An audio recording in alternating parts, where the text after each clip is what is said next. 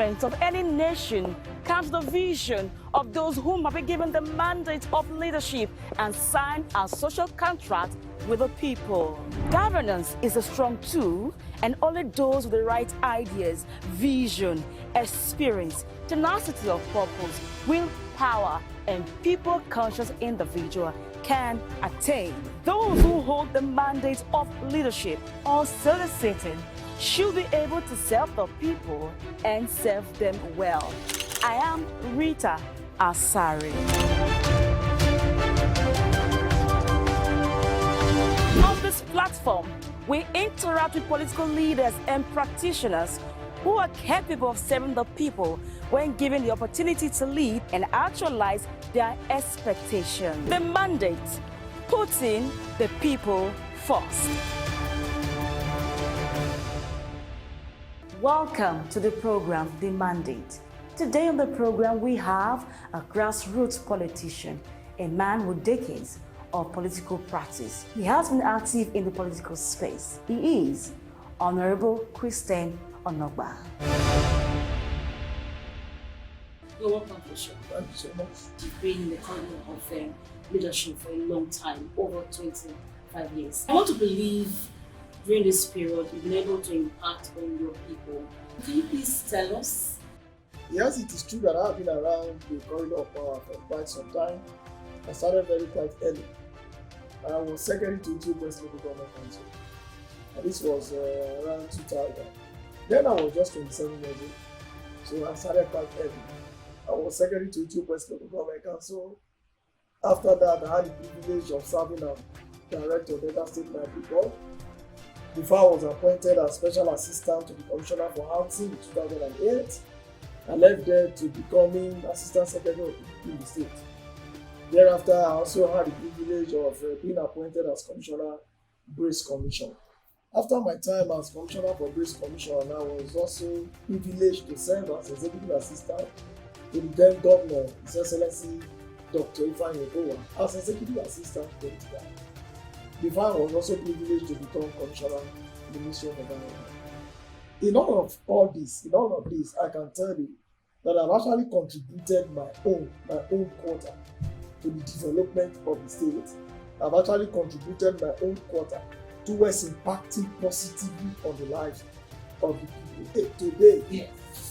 from the day the economic summit closed, from then on, the economic situation of the state has actually changed. We did actually open up the economic advantage of the state. If you go around the state, for instance, now you see a lot of people investing. You see hospitality business. People are building hotels here and there. We open up the window for hospitality investment and the entertainment investment. We have issues where people say, it's my turn.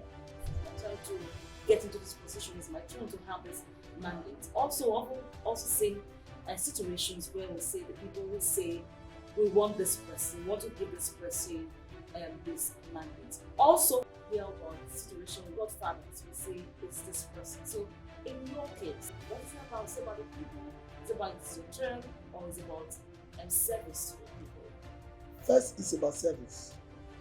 Second, I was unanimously voted for, unanimously accepted. By the people or second persons? By the people. This is, local government is about real grassroots. Yes. It is about the people. The arm of government that is closer. The arm of government that is closer to the people is local government. This is where there is true definition of power. So I can tell you that I was unanimously chosen. For instance, the primary. Nobody contested the primary. It was unanimous. So it's not the issue of a section of people selecting somebody. It's not the issue of a section of people saying, okay, it is my turn, or it is our turn. No. This is unanimous. Okay. It is unanimous. So I want to believe, as a grassroots politician that you are, meaning coming to or seeking for this kind of mandate, you have your mandate for the people. Could you please share with us? People have 3-point agenda, 10-point agenda. All of my agenda is the people. Okay, your agenda is the people. You want me to define it for you? Yes, please do. I'm going to ensure first that there is peace and security so that the people can be economically, right, politically, educationally empowered. All these ones can happen when the environment is peaceful. When the environment is peaceful, people can go about their normal business. Whatever government is investing into any local government can only come out, can only be pronounced and become conspicuous when there is peace and security. So I'm going to ensure there is peace and security, number one. Number two, I am going to also build on this foundation that is already laid by the government to ensure that there is economic development of our people. When we do strategic and economic development with the people, of course, we would have been dealing with the issue of insecurity. Now, if we have all of our youth today, the issue of insecurity is because a lot of persons are redundant, a lot of persons are idle, a lot of persons have nothing doing, and so we are going to engage them. We will do strategic engagement, or if you like, call it economic engagement. Agenda number 3, the environment. I am a strong proponent of a clean environment. A very strong, not after I now know the implication of allowing somebody to destroy the environment for us. So I'm going to try as much as possible working with every critical stakeholder to ensure that the environment is clean. We are going to plant trees and all. Ethiope will go green. You said that before about a green environment. Yeah. Some persons will get to understand what that means. But for the local farmer, this kind of level of people, ask what will break through for me? I will put money in my pocket. Some persons will say that. The locals will appreciate first a serene environment. The locals will appreciate the beauty of the environment. The local will understand when the tree starts to grow, when they start to see the beauty of the environment. The locals will understand. For the farmers, we can work with Ministry of Agriculture to get the right seeding for them. We'll also find a way of also helping them to finance their farming. That will be on one side. Then secondly, those who are involved, those artisans will also engage them. There are people who do not go to school, who are redundant, who are idle, who have nothing doing. We will engage them. We will ensure we also build market where they can also do their business too. We will ensure that the health facilities are also working too. So once we have our health facilities working, once we have our markets working within the limit of resources that we are available to the local government. Don't forget that funding is also a challenge too in Nigeria.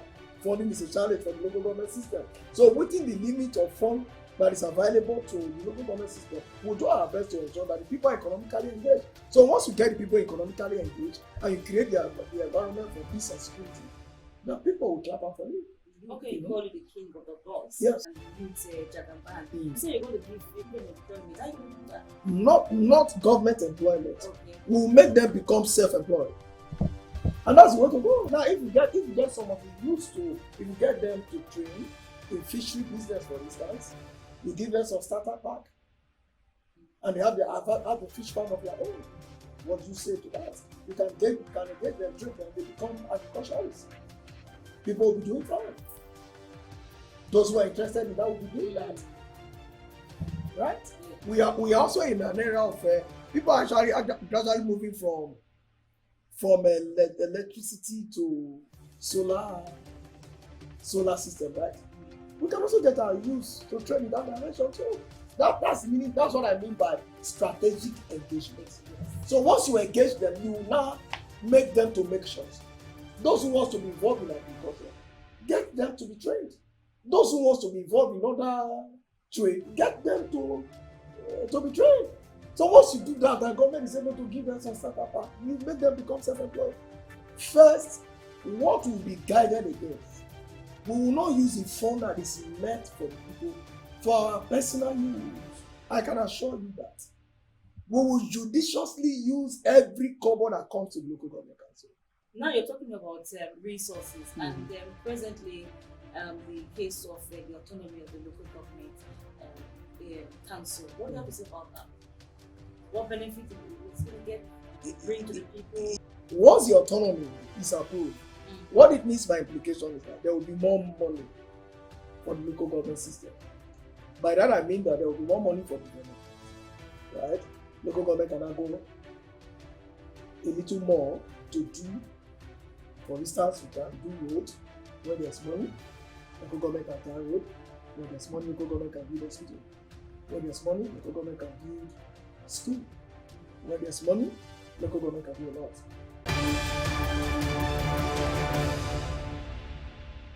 Ethiopia's local government people.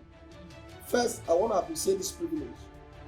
My appreciation to every stakeholder of Ethiopia, especially to the leaders of Ethiopia, and of course to my appreciation to our government, the leader of the party. I can assure you that the choice of Chris Onogba as the chairman of Ethiopia's local government council was not actually in his place. He was not in his place at all. I can tell you that. At the end of the 3 years, everyone will look back to say, yes, we had the best. We had the best. I can tell you that working with every political stakeholders, working with those who are coming with me to the council, by that I mean the vice chairman, those who will be appointed subsequently as supervisors and secretary to local government, and of course the councillor, we shall create that synergy. We shall work together to ensure that Ethiopia is better for it. We shall ensure that Ethiopia is cleaner than we are meeting it now. We shall ensure that there is economic empowerment for the youth, for the men, for the women. We shall take care of every section of the people. The elders will be taken care of, the women will be taken care of, the young, the youth, the men, the boys, the women will be taken care of. I can tell you that we will do everything possible within the powers available to us and within the resources that will be available to us to ensure that Ethiopia gets the best out of governance in these 3 years. So I want to appeal to everyone in Ethiopia, cooperate with us. Let's do this together. I believe very strongly that together we can. Power belongs to you. We are holding this position in trust for you. And I'm going to make sure that there's a conducive environment for investors to do their business in Ethiopia. This next 3 years, expect the best.